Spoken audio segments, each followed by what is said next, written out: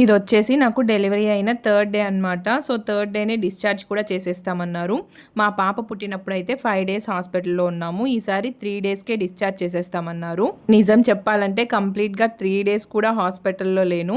నాకు ముందు రోజు ఈవినింగ్ డెలివరీ అయిందనమాట. నెక్స్ట్ డే కంప్లీట్గా ఉన్నాము. ఆ తర్వాత రోజే డిశ్చార్జ్ అయితే ఇచ్చేశారు.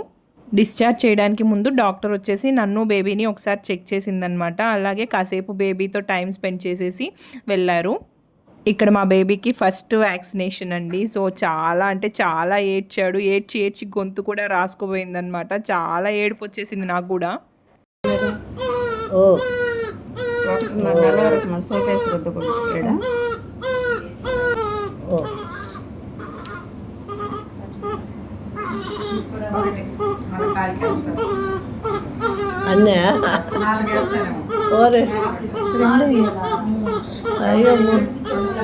ఆ టైంలో బేబీ అలా ఏడుస్తుంటే లిటరల్లీ నాకైతే షివరింగ్ వచ్చేసిందనమాట. నిజంగా చాలా అంటే చాలా బాధగా ఉంటుంది కదా. కాకపోతే వాళ్ళ మంచి కోసమే కాబట్టి ఇంకేం చేయలేము.